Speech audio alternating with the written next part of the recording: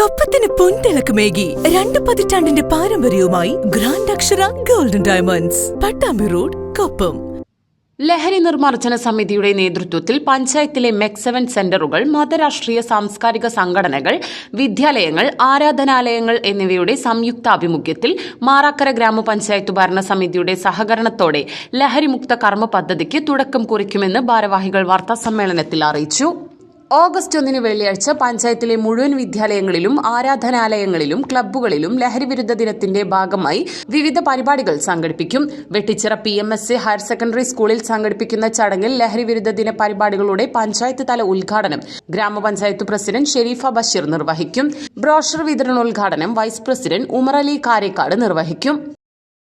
മാറാക്കര ലഹരിവിരുദ്ധ ജനകീയ കൂട്ടായ്മ, MEC7 club, VVM higher secondary school, Kizhmuri മഹല്ല് ലഹരി വിരുദ്ധ സമിതി, അതുപോലെ തന്നെ മാറാക്കരയിലെ എല്ലാ ക്ലബ്ബുകളും സംയുക്തമായി ചേർന്നുകൊണ്ട് ലഹരി വിരുദ്ധ ഒരു പരിപാടി ആസൂത്രണം ചെയ്തുകൊണ്ടിരിക്കുകയാണ്. അതിൻ്റെ ഭാഗമായിട്ട് ഓഗസ്റ്റ് 3 ഞായറാഴ്ച മാറാക്കര VVM HS സമീപം നിന്ന് കൂട്ടയോട്ടം നടത്തപ്പെടുകയാണ്.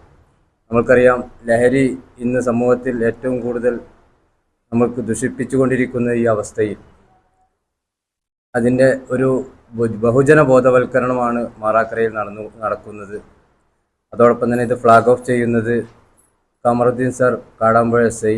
ഈ സമാപന സമ്മേളനം അതിവിപുലമായിട്ട് തന്നെ നമ്മൾ എല്ലാ വിഭാഗം ജനങ്ങളെയും അതിൽ പങ്കെടുപ്പിക്കുകയാണ്. നമ്മുടെ MLA ആബിദ് ഹുസൈൻ തങ്ങളാണ്